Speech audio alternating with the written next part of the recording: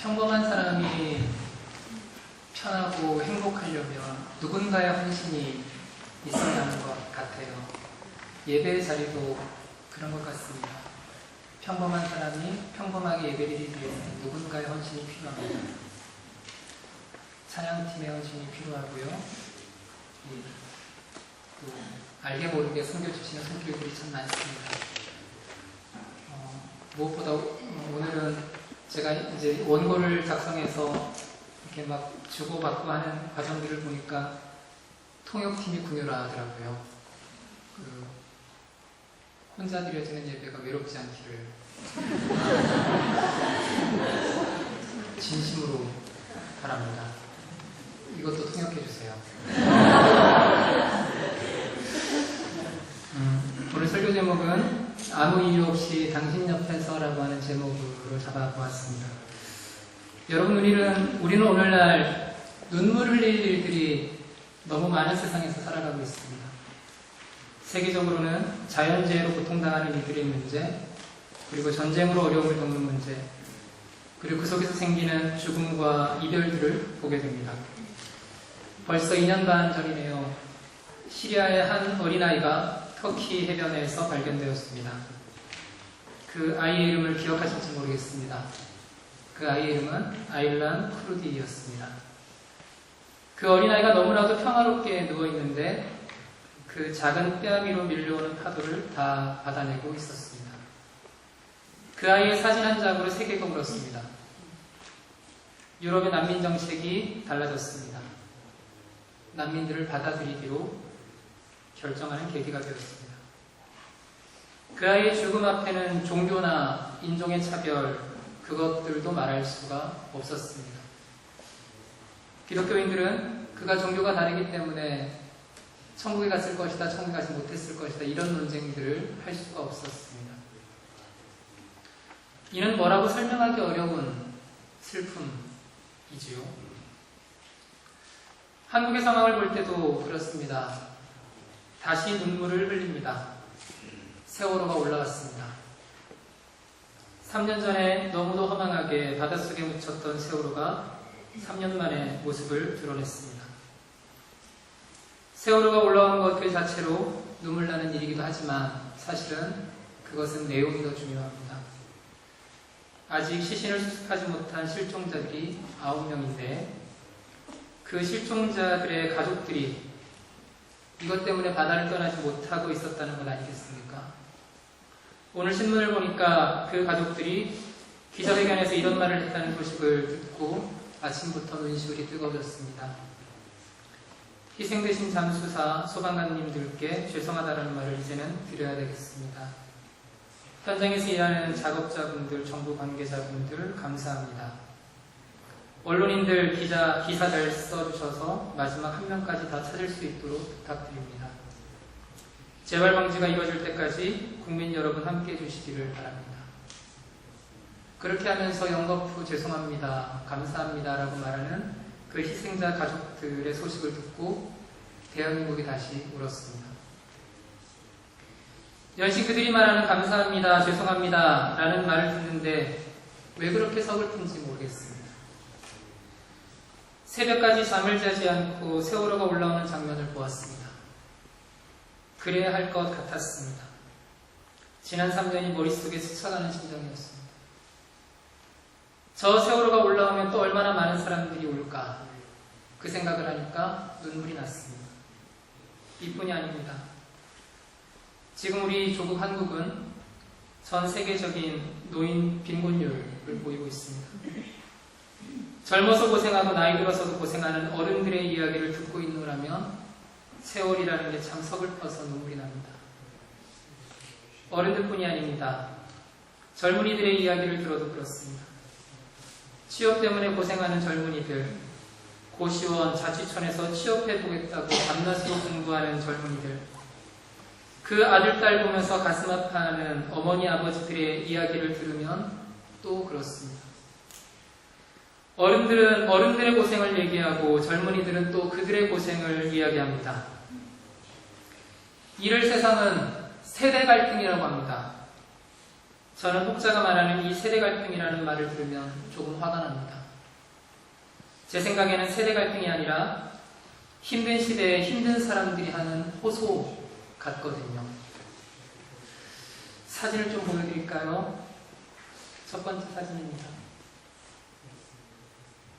이 사진 보고 또 울었습니다.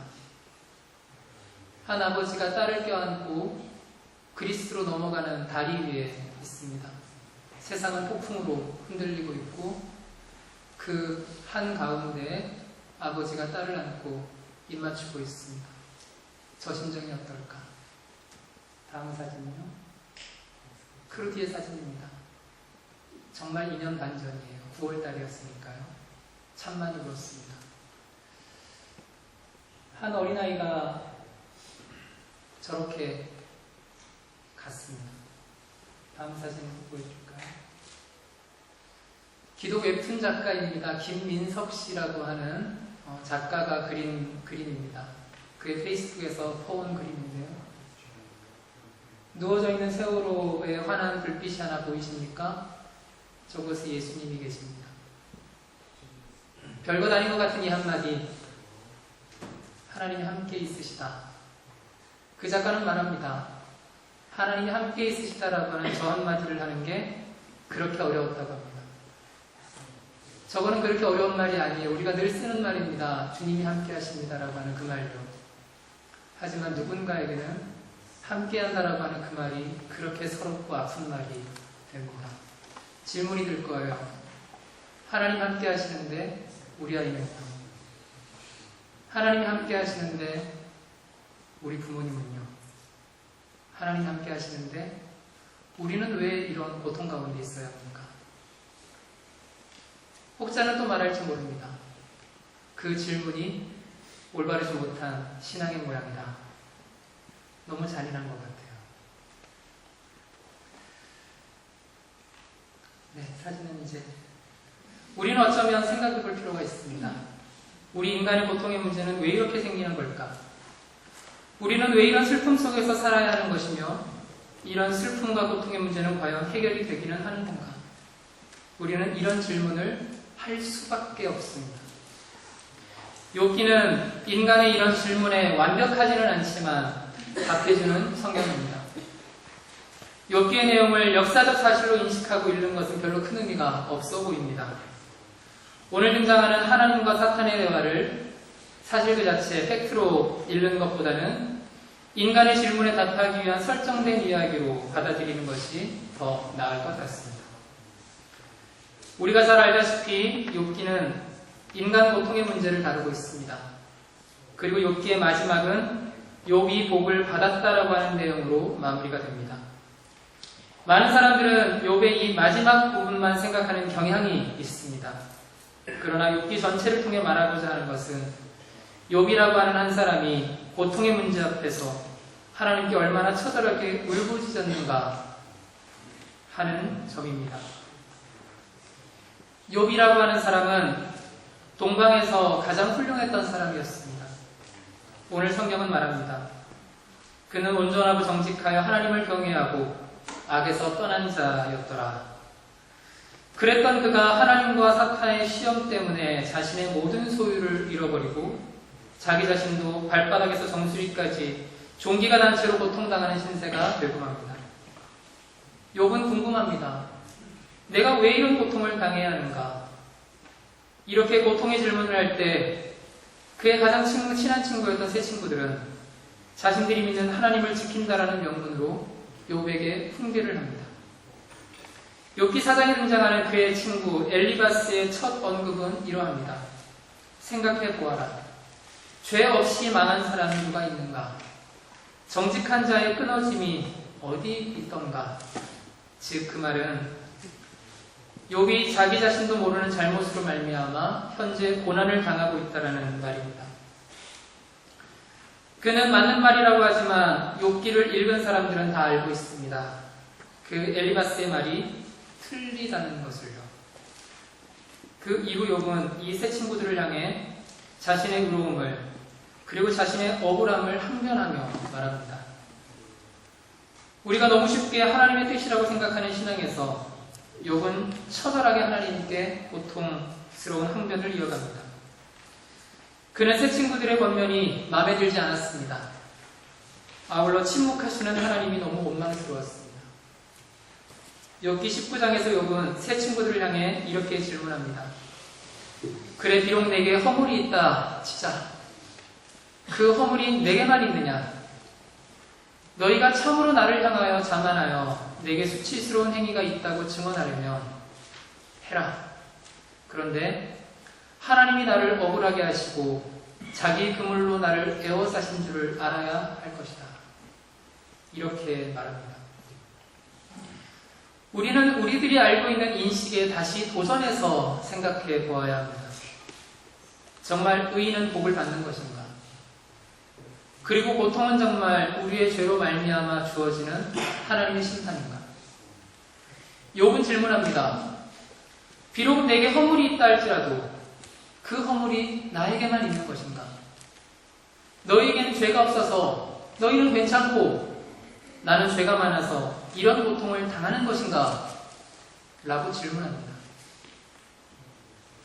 여러분, 우리는 너무도 자주 욥의 새 친구와 같은 잘못을 하는 경우가 있는 것 같습니다. 고통의 문제로 씨름하고 있는 이들을 향해 너무 빨리 해결하기를 강요하는 경우가 있는 것 같습니다. 맞습니다. 그래야 할지 모릅니다. 하지만 하나님께서 질문하는 그 신앙 앞에 너무 빨리 해결하라고 하는 그 다그침이 도리어 고통의 문제로 씨름하고 있는 이들을 더 아프게 할지도 모릅니다. 세월호 유가족들에게 가장 힘든 말은 다른 게 아니라고 하지요. 이제 그만하자. 이제 그만 잊자. 그 말이 그렇게 아프더랍니다. 그들에게 그렇게 말했던 수많은 사람들이 있었습니다. 그러나 그 말이 꼭 맞는 말일까요? 아닐 겁니다. 우리들은 믿지 않는 사람들로 하여금 이런 말을 들을 때가 있습니다. 넌 교회 왜 다니니? 넌 왜 하나님 믿니? 정말 하나님은 있는 거니? 정말 하나님 믿으면 복이 생기니? 여러분들은 어떻게 생각하십니까? 우리는 전도할 때 길거리 전도 한국에서 해보셨죠? 긴 말을 할 수가 없잖아요. 그래서 이렇게 말합니다. 예수님 믿고 행복하세요. 예수님 믿으면 복이 옵니다. 여기서 말하는 복은 무엇입니까?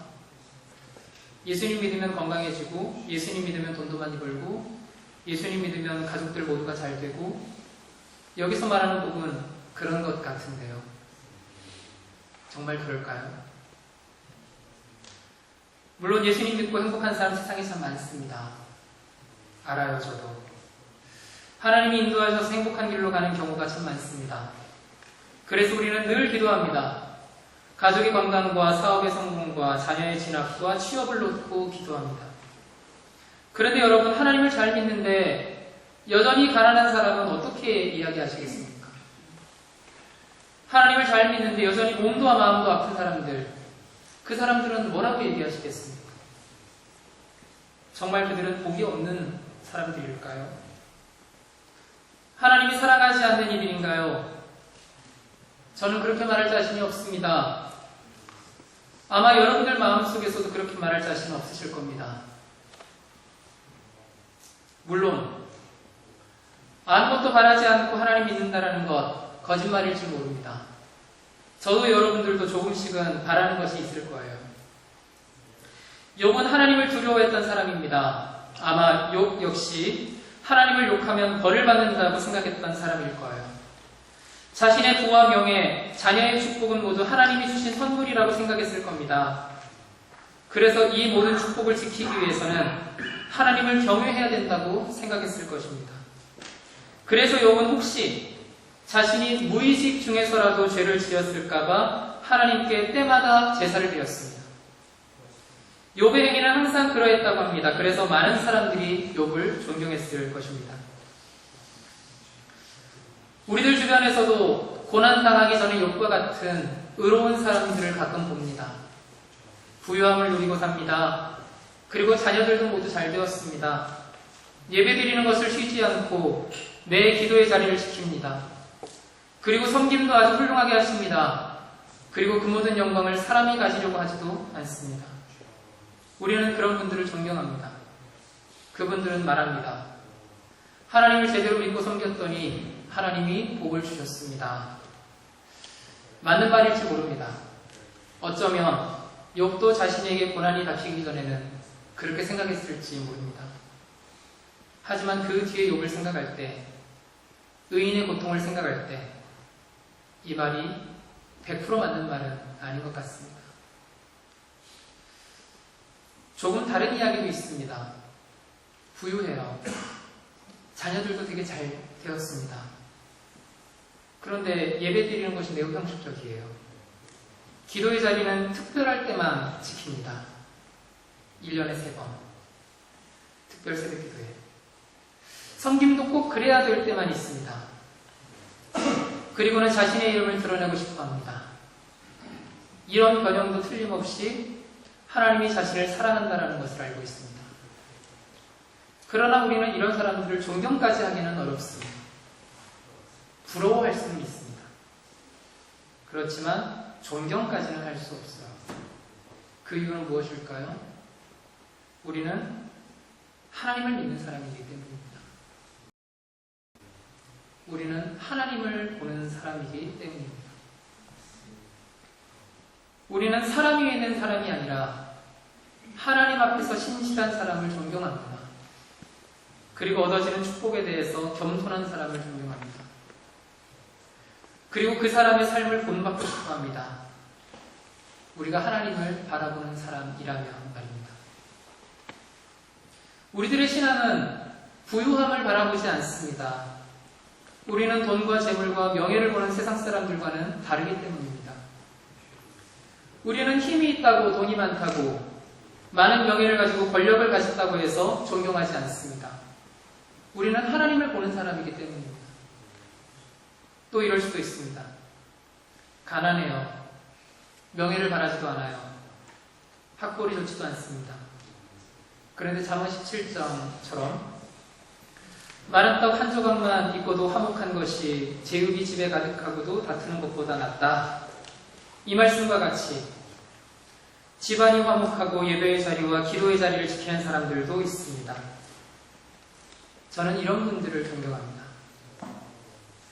부유함 속에서 주를 바라보는 것보다 고단함 속에서 주를 바라보는 것이 더 힘든 일 아니겠습니까? 다시 한번 강조합니다. 하나님을 바라보는 우리는 부함과 가난에 존경의 기준을 두지 않습니다. 부하기 때문에 존경하지도, 그렇다고 가난하기 때문에 존경하지도 않습니다. 우리는 오로지 하나님 앞에 존경의 기준을 둡니다. 우리는 하나님을 잘 믿었더니 복받았더라 라고 할 때 복받았더라 라고 하는 이 말에 중심을 두지 않습니다. 하나님을 잘 믿었더니 그 말에 우리들의 마음과 시선을 둡니다. 우리는 하나님을 보는 사람이기 때문입니다. 오늘 본문 6절에서 하나님의 아들들이 와서 여호와 앞에 섰다고 합니다. 그런데 그 가운데 사탄도 있었다고 합니다. 여호와께서 사탄에게 묻습니다. 네가 어디서 왔니? 뭐 하다 왔니? 사탄이 대답합니다. 여기저기 둘러보다가 왔습니다. 건방지죠? 이때 하나님 사탄에게 한 말을 생각해 볼 필요가 있습니다. 이렇게 묻죠. 네가 내 종 욥을 주의하여 보았느냐? 그와 같이 온전하고 정직하여 하나님을 경외하며 악에서 떠난 자는 이 세상에 없다 라고 말합니다. 사탄이 욥을 시험하기 전에 하나님이 미리부터 욥을 보고 계셨다라는 것을 말해줍니다. 욥은 하나님 보시기에 아름다운 사람이었습니다. 하나님은 욥을 자랑스럽게 생각했던 것 같습니다. 그래서 사탄에게 그 욥을 자랑하고 싶어 하시는 것 같아요. 이렇게 온전하고 정직한 사람, 하나님을 경외하고 악에서 떠난 사람은 없다고 했습니다. 너 사탄이 어떻게 흔들더라도 하나님의 사람 욥은 절대로 넘어지지 않을 것이다 라고 하는 자신감과 믿음을 가지고 있었습니다. 하나님은 욥을 믿었던 것 같아요. 이런 하나님의 말씀에 사탄은 기분이 조금 언짢았나 봅니다. 따지듯이 하나님께 질문해요. 욥이 아무 이유 없이 하나님을 경외하겠습니까? 하나님이 집도 주고 그 모든 소유를 돌보아 주시고 하나님이 계속 복만 주시고 그의 소유물이 땅에 넘치니까 그러는 것 아니겠습니까? 욥에 대한 하나님의 믿음을 사탄이 시기하고 질투하고 있습니다. 그리고 또 말합니다. 욥이 자신의 소유를 모두 잃어버리면 하나님을 욕할 것입니다. 이 사탄의 말은 우리들 가슴을 칩니다. 왠지 나도 그럴지도 모른다라고 하는 연약함이 보이기 때문입니다. 그리고 하나님이 사탄에게 말합니다. 해볼 테면 해보아라. 내가 그의 소유물을 다 네 손에 맡기노라. 다만 그의 몸에는 손대지 말아라. 그리고 욥이 자신의 모든 것을 잃게 되죠. 자신의 모든 소유, 자신의 종들, 자신의 가축들, 자신의 가족들까지 모두 잃어버렸습니다. 그러나 욥은 이때도 하나님을 저주하지 않습니다. 성경에서는 욥이 범죄하지 않았고 하나님을 향하여 원망하지 않았다고 합니다. 그러나 그 이후 욥은 끊임없이 고난을 당합니다. 이어지는 욥의 고난은 자식의 죽음, 전 재산의 상실, 거기에 자기의 몸까지 망가지게 됩니다. 성경은 말합니다.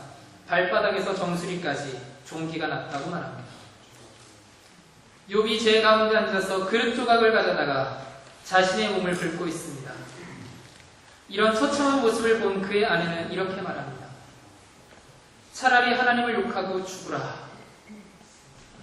욥의 아내는 하나님을 욕하면 죽는다고 생각했던 것 같습니다. 차라리 이렇게 살 바에는 죽는 것이 낫다고 생각했던 것 같습니다.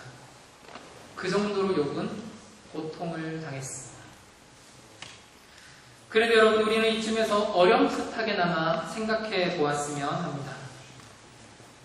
이 상황에서 하나님이 욥에게 바라는 것이 무엇이었을까요? 하나님이 사탄에게 욥을 향한 시험을 허락하셨던 그 이유는 무엇이었을까요? 저는 그것을 신뢰라고 생각합니다. 처음 사탄에게 내어주었던 그 권리는 욥의 몸에 해를 끼치지 말고 그의 소유를 거두어도 좋다는 것이었습니다. 이 권리를 사탄에게 주었을 때 하나님이 욥에게 바랬던 마음은 무엇이었을까? 하나님을 경외하는 목적이 부함과 안정에 있지 않음을 확인받고 싶은 것 아닐까요? 두 번째 사탄에게 내어주었던 권리는 욥의 생명에는 지장 없도록 하고 그의 건강을 거두는 것이었습니다. 이때 하나님이 욥에게 바랬던 것은 또 무엇이었을까요? 자신의 생명이 있으므로 감사할 수 있는 마음 아니겠습니까? 하나님은 기대하고 계셨습니다. 욥이 시험을 잘 이겨내기를, 그리고 그 시험 너머에 계시는 하나님을 바라보기를 기대하고 있었던 것이죠. 이 두 가지, 즉 물질과 건강은 우리가 하나님께 바라는 가장 큰 것들일 것입니다. 성경의 메시지는 종종 말합니다. 일용할 양식에 대해서 말하고 건강에 대해서 말합니다. 하나님을 섬기는 데 부족하지 않다고 말합니다. 하나님을 섬기던 사람들은 큰 돈을 꿈꾸던 사람들이 아니었습니다. 큰 명예를 바라본 사람이 아니었습니다. 굉장히 건강의 축복을 바라던 사람이 아니었습니다. 그런데 우리는 하나님의 이름으로 더 큰 것을 바라고 있습니다. 더 큰 집, 더 큰 차, 더 좋은 환경, 더 좋은 학교, 더 좋은 무엇, 더 큰 무엇, 더 높은 무엇 등입니다. 믿지 않는 자들은 궁금해합니다. 저 사람들이 하나님 사랑합니다. 경배합니다. 당신은 나의 주님이십니다. 그런데 자신이 누리고 있는 작은 것들을 잃어버리고도 그럼에도 불구하고 하나님을 사랑한다라고 말할 수 있을까? 직장을 구하던 청년은 말합니다. 하나님 사랑합니다. 당신은 나의 구원자예요. 이 영혼을 불쌍히 여기시어 저 직장 좀 주세요. 합니다. 공감하나요? 그런데 그 직장이 안 됐어요. 그러면 하나님이 자신을 사랑하지 않는다고 생각하는 분들도 있는 것 같습니다. 믿음 생활 해봐야 소용없다고 생각하는 경우도 제가 봤어요. 믿음 생활의 목적이 꼭 취업인가요? 목적이 될 수는 없을 거예요. 가족이 아파요. 그래서 열심히 기도했습니다. 전교인이 기도했어요. 도와달라고, 하나님 사랑한다고, 우리를 구원해달라고. 그런데 그 기도가 이루어지지 않으면 교회를 떠나기도 합니다. 우리들 신앙의 목적이 돈 벌기 위해서, 건강을 얻기 위해서 하는 것은 아니지 않을까요? 물론 그러면 좋지요. 하지만 그것이 목적이 되어서는 안 된다라는 것입니다. 사탄은 지금도 궁금해하고 있을지 모릅니다. 저 사람은 건강하기 때문에 예배 잘 드리는 거야. 저 사람은 잘 살기 때문에 감사할 수 있는 거야. 저 사람들은 자신의 건강 잃어버리고 가지고 있는 소유의 일부분을 잃어버리면 금방 하나님 욕할걸? 정말 그럴까요? 사탄이 하나님한테 했던 그 질문이랑 우리들 마음에 드는 이 마음의 소리들이 일치하는 것 같지 않나요? 선택은 늘 우리에게 있습니다. 하나님이 주신 신뢰의 길을 가는가, 아니면 사탄이 했던 그 의심의 길을 가는가. 우리는 늘 이 질문 앞에서 연약한 존재들입니다. 하나님이 주시는 시험은 여러분을 향한 하나님의 믿음, 그 신뢰를 전제합니다. 저 사람은 이 시험을 이겨낼 수 있을 거야. 이 시험을 이겨낸 후 더 단단한 모습으로 세상을 변화시켜 나갈 거야. 하나님은 시험을 이길 수 있을 만한 사람에게만 시험을 주신다고 했습니다. 아브라함에게도 그러셨고 오늘 욥에게도 그러하셨습니다. 만약 여러분들이 지금 시험 가운데 계시다라면 하나님이 여러분들한테 원하고 계시는 그 마음은 무엇일까? 한 번쯤 생각해 보셨으면 좋겠어요. 한국에서 욥 이야기를 하다 보면 꼭 나오는 사람의 이름이 있어요. 지선아 사랑해라고 하는 책의 저자 이지선 씨입니다. 그녀는 소위 명문대 출신입니다. 소위. 교회를 열심히 다녔어요. 하나님을 사랑했던 아름다운 여인이었어요. 그녀는 꿈이 있었고 그 꿈 역시 자신이 욕심만을 채우는 일이 아니라 유아 심리상담사가 되는 것이 꿈이었습니다. 너무 아름답고 착했던 20대 초반의 젊은 여인이 불의의 사고로 전신에 3도 화상을 입습니다. 사고당한 날도 예배드리고 잠깐 학교 갔다가 집에 가는 길이었어요. 사고를 낸 사람은 음주운전을 한 사람이었습니다. 그녀는 몸 전체의 55%가 화상으로 덮였어요. 40번이 넘는 수술을 받았습니다. 그 수술 과정이 너무 고통스러웠어요. 그래서 자기를 구해준 오빠한테 이렇게 하소연했다고 합니다. 차라리 죽게 놔두지 왜 구해줬냐. 오빠 나 이러고 어떻게 살아. 차라리 나 죽여줘. 라고 얘기했다고. 그런데 그렇게 원망하고 아파했던 그녀가 아주 조금씩 희망을 발견하기 시작합니다. 가족들에게 미안해서 애써 밝은 모습을 보이다가 조금씩 자기에게 주어진 삶이 선물이라는 것을 깨닫기 시작했대요. 이전까지 자신이 꿈꾸던 모든 삶을 잃어버린 그 어린 여인이 삶은 선물이라고 고백합니다. 이 고백은 결코 쉬운 일이 아닐 거예요. 저는 감히 상상도 하지 않습니다. 오늘 말씀 속에서 하나님은 말씀합니다. 욥이 날 사랑하는 이유는 내가 집을 주고 자녀를 주고 그 땅의 소유물이 풍족하게 채워졌기 때문이 아닐 거야. 욥은 나를 알고 나를 사랑하기 때문에 내 옆에 있는 걸 거야. 욥은 아무 이유 없이 나 하나만으로도 만족할 수 있는 사람이야. 나는 그것을 믿어. 하나님은 욥을 믿었던 거예요. 이것이 하나님이 욥에게 시험을 허락한 이유였습니다. 욥을 통해 말하고 싶었던 하나님의 말씀은 욥을 향한 믿음이었습니다. 우리들의 삶 속에서도 이런 하나님의 음성을 들을 수 있기를 바랍니다. 여러분이 하나님을 사랑하는 이유는 집을 주고 자녀를 주고 그 땅에 소유물이 풍족하고 대학 가고 직장 취직하고 그랬기 때문이 아니기를 바랍니다. 여러분이 하나님을 사랑하는 이유는 하나님의 사랑을 알고 그 사랑에 감격했기 때문입니다. 그 사랑 옆에 있음이 좋고 그 사랑의 따뜻함을 더 느끼고 싶기 때문입니다. 여러분은 아무 이유 없이 하나님 한 분만으로도 만족할 수 있는 사람이기 때문입니다. 오늘 설교 제목처럼 아무 이유 없이 당신 옆에서는 어쩌면 우리들에게 불가능한 비전일지도 모릅니다. 여러분은 생각하셨을지도 모릅니다. 우리가 어떻게 그렇게 살 수 있냐고 생각할 수 있을 수도 있습니다. 맞습니다. 우리의 연약함을 인정하는 것은 필요할지 모릅니다. 하지만 완성의 길을 포기하는 것은 조금 다른 문제입니다. 이런 말씀을 전하는 저 역시 말씀을 준비하면서 많은 부끄러움이 들었습니다. 저 역시 마음에 욕심을 많이 담고 있거든요. 저희 가족과 저희 건강을 위해 기도하고 더 나은 미래를 꿈꾸고 기도합니다. 그리고 지금 제가 가지고 있는 처지보다 좀 더 나은 삶을 꿈꿉니다. 건강과 젊음, 가족, 친구를 잃어버리면 어쩌나라고 하는 두려움이 제 속에도 있습니다. 그러나 저는 머리로는 알고 있습니다. 그 모든 것이 내게 없다 할지라도 내가 하나님 앞에 있어야 한다는 것을 머리로는 알고 있습니다. 나는 결코 그런 삶을 살지 않을 것입니다 라고 하는 굳은 다짐을 여러분들 앞에서 할 자신은 없지만 잠잠히 부끄럽게 고백합니다.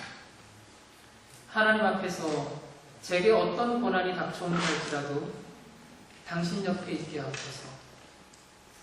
어떤 이유가 있어서 하나님을 바라보는 것이 아니라 하나님의 사랑에 힘입어 당신 옆에 있음을 감사하게 하소서.